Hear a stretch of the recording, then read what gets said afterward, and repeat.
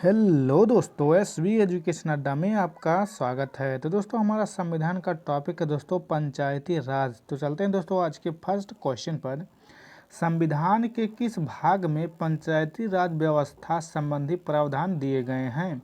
तो दोस्तों इसका आंसर हो जाएगा ऑप्शन ए, यानी दोस्तों भाग 9 में। हमारा दोस्तों अगला क्वेश्चन है, भारतीय संविधान के किस भाग में नगर पालिकाओं से संबंधित प्रावधान है? तो दोस्तों इसका आंसर हो जाएगा ऑप्शन बी हो जाएगा दोस्तों भाग 9 के का में।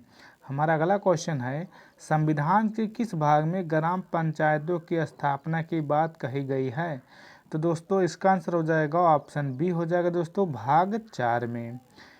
हमारा दोस्तों अगला क्वेश्चन है, भारतीय संविधान के निम्नलिखित अनुच्छेदों में से कौन सा अनुच्छेद राज्य सरकारों को ग्राम पंचायतों को संगठित करने का निर्देश देता है?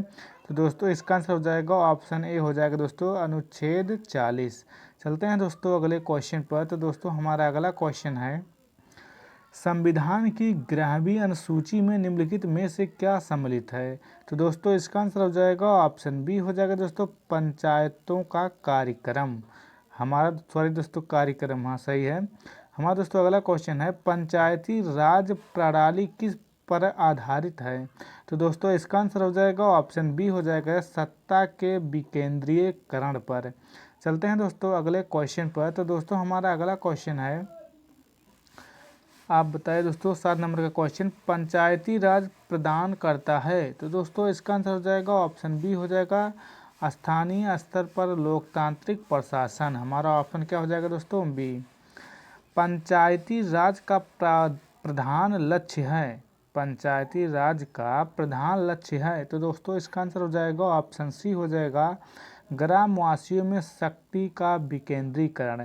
तो चलते हैं दोस्तों अगले क्वेश्चन पर। तो दोस्तों हमारा अगला क्वेश्चन है, पंचायती राज का मुख्य उद्देश्य है? तो दोस्तों इसका आंसर हो जाएगा ऑप्शन डी, यानी जनता को विकास मूलक प्रशासन में भागीदारी योग्य बनाना। तो हमारा ऑप्शन क्या हो जाएगा दोस्तों डी। चलते हैं दोस्तों अगले क्वेश्चन पर। दोस्तों पूछे गए क्वेश्चन है, आप लोग देख सकते हैं। तो चलते हैं दोस्तों अगले क्वेश्चन पर। तो दोस्तों हमारा अगला क्वेश्चन है, 73वां संविधान संशोधन का संबंध किससे है?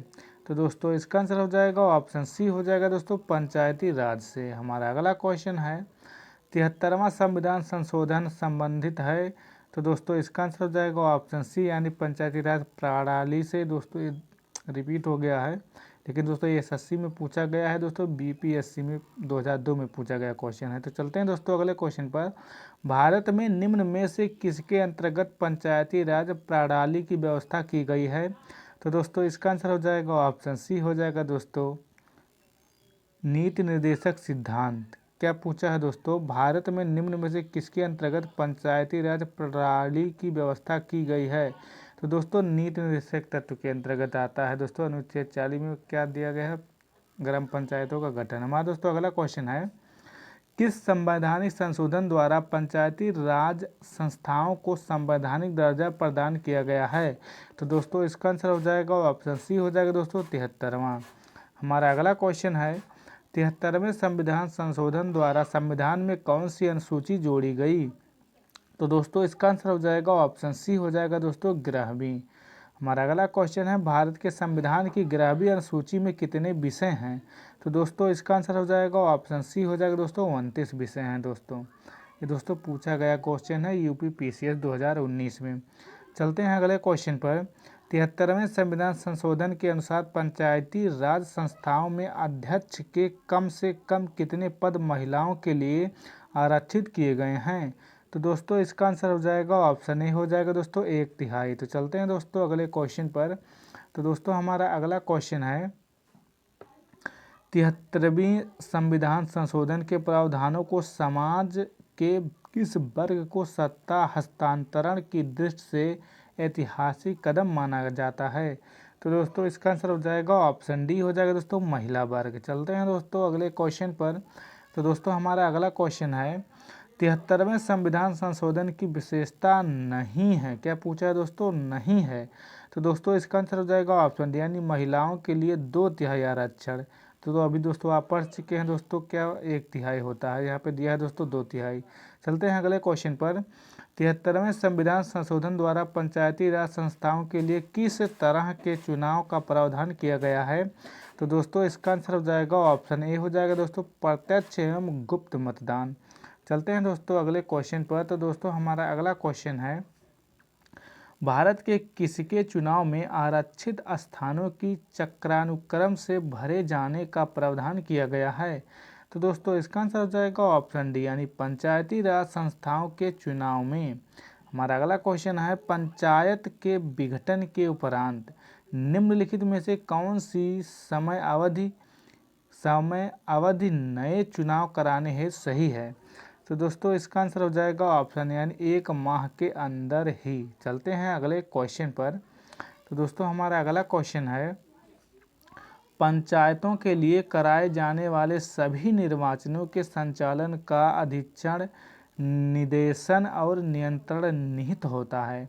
तो दोस्तों इसका आंसर हो जाएगा ऑप्शन डी हो जाएगा, यानी राज्य निर्वाचन आयोग में पूछा गया क्वेश्चन है। हमारा दोस्तों अगला क्वेश्चन है, 73वें संविधान संशोधन के अनुसार पंचायती राज संस्था का कार्यकाल कितने वर्ष रखा गया है? तो दोस्तों इसका आंसर हो जाएगा ऑप्शन डी, यानी 5 वर्ष। हमारा अगला क्वेश्चन है, भारत के पंचायती राज के प्रबल समर्थक थे? तो इसका आंसर हो जाएगा ऑप्शन डी, यानी उपयुक्त सभी हो जाएगा दोस्तों, यानी महात्मा गांधी, सिद्धराज डड्डा, राजीव गांधी। तो दोस्तों हमारा आंसर क्या हो जाएगा ऑप्शन डी। चलते हैं दोस्तों अगले क्वेश्चन पर। तो दोस्तों हमारा अगला क्वेश्चन है, पंचायती राज संस्थाओं में महिलाओं तथा दुर्बल वर्गों के अधिक प्रतिनिधित्व के समर्थक थे? तो दोस्तों इसका आंसर हो जाएगा ऑप्शन डी, यानी राजीव गांधी। हमारा अगला क्वेश्चन है, भारत में महिलाओं के लिए स्थान आरक्षित है? तो दोस्तों इसका आंसर हो जाएगा ऑप्शन यानी पंचायती राज संस्थाओं में। हमारा अगला क्वेश्चन है, 73वें संविधान संशोधन अधिनियम किस तिथि से लागू हुआ? तो दोस्तों इसका आंसर हो जाएगा ऑप्शन ए, यानी 24 अप्रैल 1993। चलते हैं दोस्तों अगले क्वेश्चन पर। तो दोस्तों हमारा अगला क्वेश्चन है, भारत में पंचायती राज अधिनियम कब लागू हुआ? तो दोस्तों इसका आंसर हो जाएगा ऑप्शन यानी 24 अप्रैल 1993। पंचायत के चुनाव कराने हेतु निर्णय किसके द्वारा लिया जाता है? तो दोस्तों इसका आंसर हो जाएगा ऑप्शन बी, यानी राज्य सरकार। भारत में पंचायती राज को प्रारंभ किया गया? तो दोस्तों इसका आंसर हो जाएगा ऑप्शन डी, यानी 1959 ईस्वी में। हमारा अगला क्वेश्चन है, पंचायती राज प्रथम प्रवर्तित किया गया? तो दोस्तों प्रथम बार प्रवर्तित किया गया। तो दोस्तों इसका आंसर हो जाएगा ऑप्शन डी, यानी राजस्थान में पूछा गया दोस्तों क्वेश्चन है, आप लोग देख सकते हैं। तो चलते हैं दोस्तों नेक्स्ट क्वेश्चन पर। भारत में सबसे पहले राजस्थान में पंचायती राज की स्थापना किस वर्ष हुई? तो दोस्तों इसका आंसर हो जाएगा ऑप्शन सी, यानी दोस्तों 1959 में। स्थानीय ग्रामीण शासन के रूप में पंचायती राज प्रणाली सर्वप्रथम क्रमानुसार अपनाई गई थी? तो दोस्तों इसका आंसर हो जाएगा ऑप्शन डी है दोस्तों, राजस्थान और आंध्र प्रदेश द्वारा। तो दोस्तों हमारा ऑप्शन क्या हो जाएगा? डी। चलते हैं दोस्तों अगले क्वेश्चन पर। पूछा गया क्वेश्चन है, आप लोग देख सकते हैं। हमारा दोस्तों नेक्स्ट क्वेश्चन है, भारत में पंचायती राज व्यवस्था सर्वप्रथम राजस्थान और डाट में आरंभ की गई? तो दोस्तों इसका आंसर हो जाएगा ऑप्शन डी, अभी आप पढ़ चुके हैं, आंध्र प्रदेश। 2 अक्टूबर 1959 में भारत में पंचायती राज का शुभारंभ निम्नलिखित में से कहां पर किया गया था? तो दोस्तों इसका आंसर हो जाएगा ऑप्शन ए हो जाएगा दोस्तों, नागौर राजस्थान में। हमारा अगला क्वेश्चन है, पंचायती राज की दृष्टि से महत्वपूर्ण प्रतिवेदन है? तो दोस्तों इसका आंसर हो जाएगा ऑप्शन सी, यानी बलवंत राय मेहता समित प्रतिवेदन। चलते हैं दोस्तों अगले क्वेश्चन पर। हमारा दोस्तों अगला क्वेश्चन है, लोकतांत्रिक विकेंद्रीकरण का सुझाव दिया गया? तो दोस्तों इसका आंसर हो जाएगा ऑप्शन डी हो जाएगा, यानी बलवंत राय मेहता द्वारा। पंचायती राज संस्थाओं को संवैधानिक मान्यता प्राप्त करने की अनुशंसा करने वाली समिति का नाम था? तो दोस्तों इसका आंसर हो जाएगा ऑप्शन सी, LM सिंघवी समिति। चलते हैं अगले क्वेश्चन पर। भारत में पंचायती राज की त्रिस्तरीय व्यवस्था का अनुमोदन किस समिति के द्वारा किया गया था? तो दोस्तों इसका आंसर हो जाएगा ऑप्शन ए हो जाएगा दोस्तों, बलवंत राय मेहता। चलते हैं दोस्तों अगले क्वेश्चन पर। तो दोस्तों हमारा अगला क्वेश्चन है, जिस समिति में लोकतांत्रिक विकेंद्रीकरण और पंचायती राज की सिफारिश की उसका सभापति कौन था? तो दोस्तों इसका आंसर हो जाएगा ऑप्शन सी यानी बलवंत राय मेहता। पंचायती राज से संबंधित निम्नलिखित कथनों में से कौन सा सही नहीं है, इसमें पूछा दोस्तों सही नहीं है। तो दोस्तों इसका आंसर हो जाएगा ऑप्शन बी यानी 73वां संशोधन 15 अगस्त 1993 से प्रभावित हुआ। तो दोस्तों इसमें यही संबंधित नहीं है दोस्तों, और बाकी सभी सही हैं। हमारा अगला क्वेश्चन है बलवंत राय मेहता। दोस्तों आप लोग इसे याद कर लीजिए, आप लोग इसे पढ़ लीजिएगा और बाकी सब सही हैं। हमारा अगला क्वेश्चन है बलवंत राय मेहता समिति प्रतिवेदन में पंचायती राज संस्थाओं को कितने स्तर पर करने का सुझाव दिया गया। तो दोस्तों इसका आंसर हो जाएगा दोस्तों ऑप्शन सी हो जाएगा दोस्तों 3। हमारा अगला क्वेश्चन है, चलते हैं दोस्तों अगले क्वेश्चन पर। दोस्तों हमारा अगला क्वेश्चन है बलवंत राय मेहता समिति ने किसको अधिक शक्तिशाली बनाने का सुझाव दिया। तो दोस्तों इसका आंसर हो जाएगा ऑप्शन सी यानी पंचायत समिति। पंचायती राज व्यवस्था में स्थानीय स्वशासन की व्यवस्था कैसी होती है। तो दोस्तों इसका आंसर हो जाएगा ऑप्शन बी हो जाएगा यानी ग्राम, ब्लॉक और जिला स्तर पर 3 स्तरीय संरचना। हमारा आंसर क्या हो जाएगा दोस्तों बी। बलवंत राय समिति प्रतिवेदन के अनुसार महत्वपूर्ण संस्था है। तो दोस्तों इसका आंसर हो जाएगा ऑप्शन सी हो जाएगा पंचायत समिति। चलते हैं दोस्तों अगले क्वेश्चन पर। तो दोस्तों हमारा अगला क्वेश्चन है निम्नलिखित में से कौन पंचायती राज संस्था नहीं है। तो दोस्तों इसका आंसर हो जाएगा ऑप्शन डी यानी दोस्तों नगर परिषद नहीं है। पंचायती राज संस्थाओं के संगठन के 2 स्तर होने का सुझाव दिया। तो दोस्तों इसका आंसर हो जाएगा ऑप्शन ए हो जाएगा यानी अशोक मेहता समिति। दोस्तों क्या पूछा है 2 स्तरीय, तो दोस्तों अशोक मेहता समिति हो जाएगा यानी हमारा ऑप्शन क्या हो जाएगा दोस्तों ऑप्शन ए। पंचायती राज के चुनाव में राजनीतिक दलों को खुले तौर पर चुनाव चिन्हों के आधार पर भाग देने का सुझाव किस समिति ने दिया।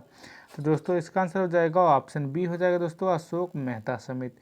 चलते हैं दोस्तों अगले क्वेश्चन पर। तो दोस्तों हमारा अगला क्वेश्चन है 1977 में केंद्र सरकार ने पंचायती राज संस्था की कार्य प्रणाली और ढांचे में सुधार लाने के उद्देश्य से किस समिति को नियुक्त किया गया।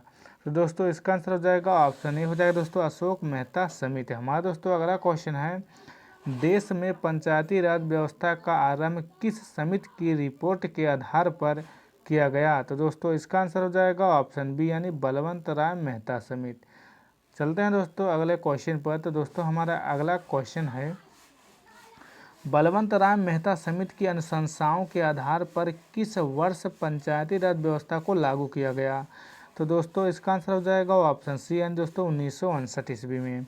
अशोक मेहता समिति ने पंचायती राज व्यवस्था के अंतर्गत कितने स्तरीय ढांचे की स्थापना की सलाह दी। तो दोस्तों इसका आंसर हो जाएगा ऑप्शन ए हो जाएगा 2। हमारा अगला क्वेश्चन है अशोक मेहता समिति ने किन 2 स्तरों की बात की। तो दोस्तों इसका आंसर हो जाएगा ऑप्शन सी यानी मंडलीय पंचायत एवं जिला परिषद। तो दोस्तों हमारा ऑप्शन क्या हो जाएगा सी। चलते हैं दोस्तों अगले क्वेश्चन पर। तो दोस्तों हमारा अगला क्वेश्चन है अशोक मेहता समिति किससे संबंधित था। तो दोस्तों इसका आंसर हो जाएगा ऑप्शन सी यानी पंचायती राज। पंचायती राज से संबंधित निम्न समितियों को कालक्रम से व्यवस्थित कीजिए और नीचे दिए गए कोड से सही उत्तर चुनिए। तो दोस्तों आपको कालक्रम के अनुसार दोस्तों आपको इसे सेट करना है। तो दोस्तों पहले स्थान पर क्या आ जाएगा दोस्तों BR मेहता समिति। उसके बाद दोस्तों दूसरे नंबर पर क्या आ जाएगा अशोक मेहता समिति। उसके बाद दोस्तों तीसरे पे आएगा दोस्तों GB के राव समिति। उसके बाद दोस्तों चौथे पे आएगा LM सिंघवी समिति। यानी दोस्तों हमारा ऑप्शन क्या हो जाएगा दोस्तों इसमें 3, 4, 1, 2 यानी दोस्तों हमारा ऑप्शन क्या हो जाएगा सी। तो आई होप दोस्तों वीडियो आपको अच्छा लगा होगा। तो मिलते हैं दोस्तों नेक्स्ट वीडियो में। जय हिंद।